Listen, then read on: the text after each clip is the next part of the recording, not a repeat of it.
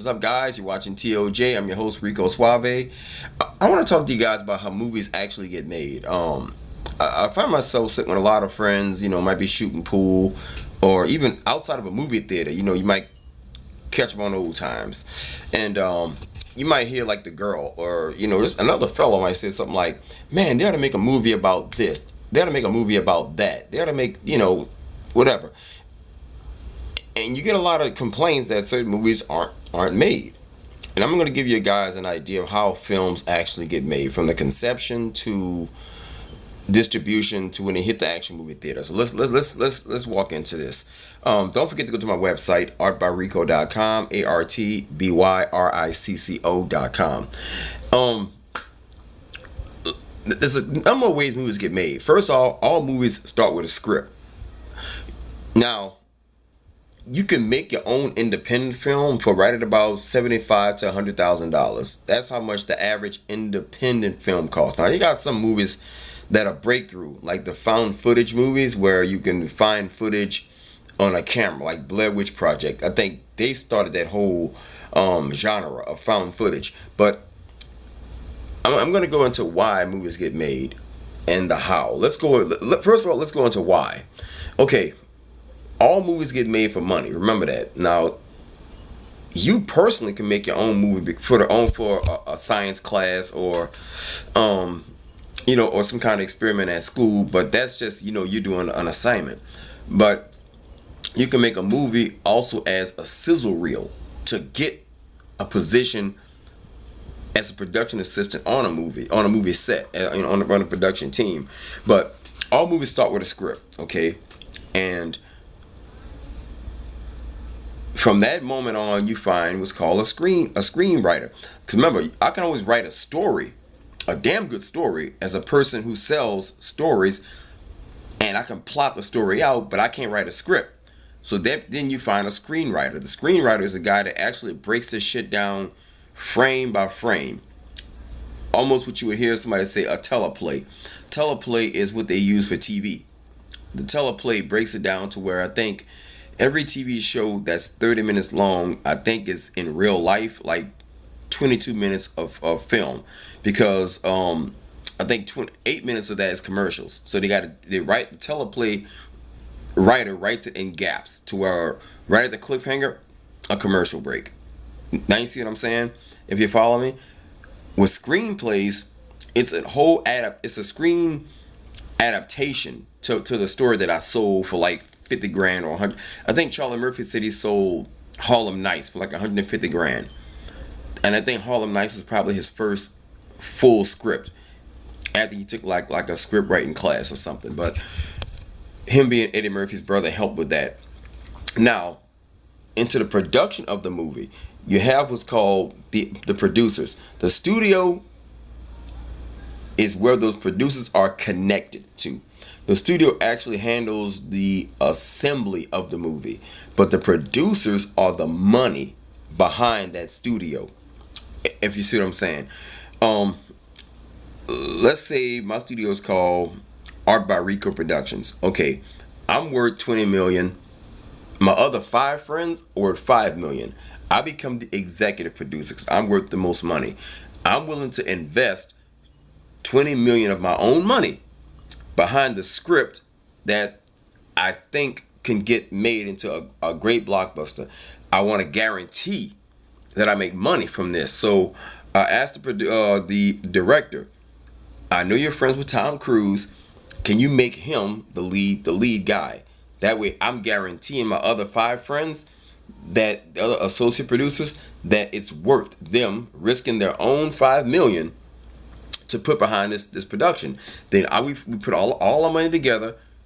Now everybody other than us, the 5 producers, the 6 producers combined, we don't get no money until at least 2 years after the movie is created. It takes a whole year and a half to 2 years for a movie to go from conception to post-production, soundtrack, distribution, editing, and then it goes to the movie theaters. Tom Cruise gets paid up front. All the grips, the sound guys, the catering people, they even have to scout locations. You have to get licenses from the city, Screen Actors Guild, all these tiny little elements, and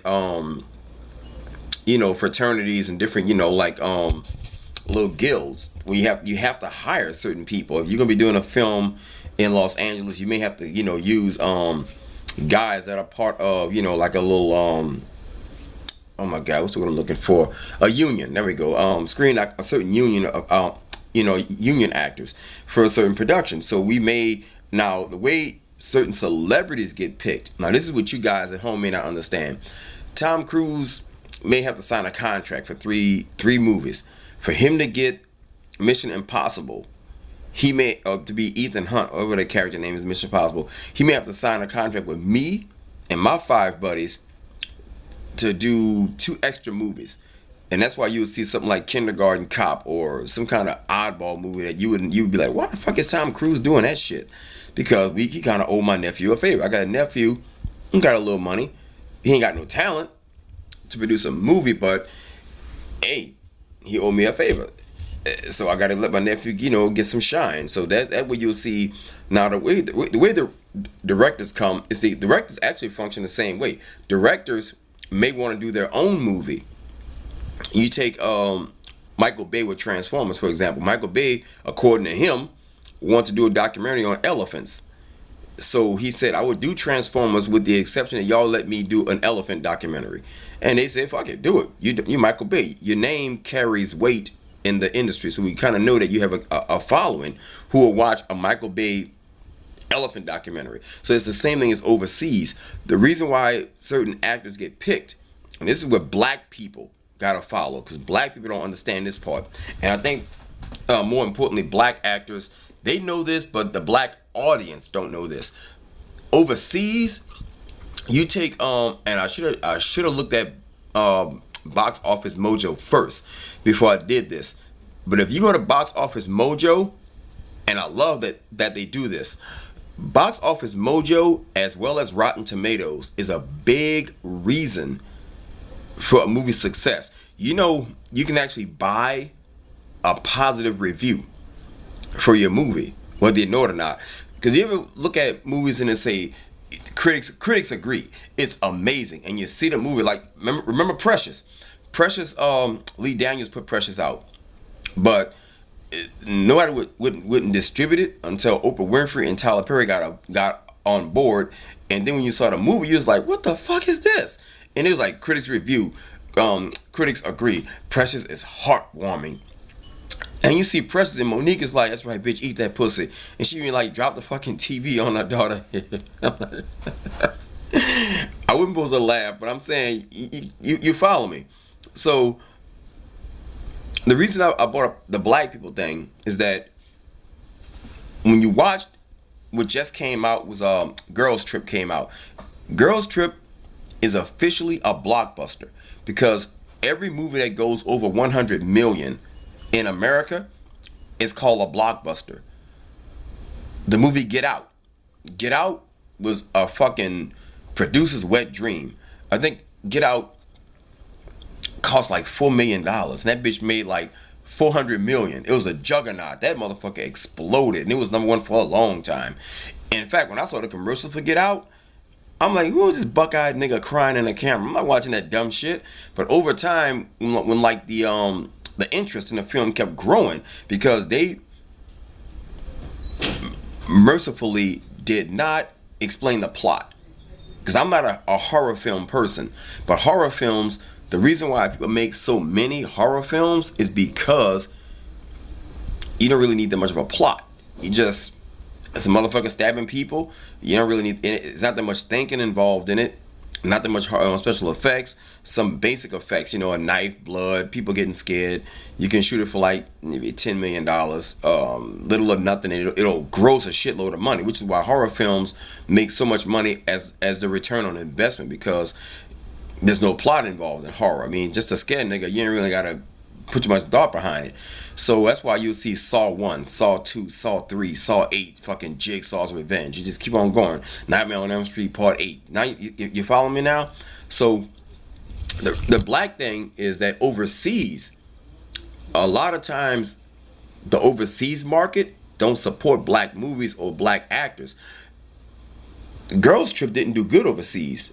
I don't think Get Out even did good, because these were one-off movies done by actors who don't have a white crowd overseas. I think Will Smith and maybe Denzel Washington has a good overseas crowd, and that's about it. Basically, that's how films get made. I mean, so you don't get paid as an investor until 2 years after, and if your movie bombs, you done lost. There's so many movies. I think it was called some kind of animation just came out where they put like 50 million in that motherfucker. Probably more than that. I cannot think of what it was called. And it tanked. Oh my god, that studio lost so much money. I don't think the insurance company would ever like the risk management part would ever endorse or ever underwrite a movie like that for that studio again. So movies are only made if the producers, even if I was a producer, I would kind of only really be on board for a movie that I only kind of knew up front would get me a return on my investment. So think long and hard about that.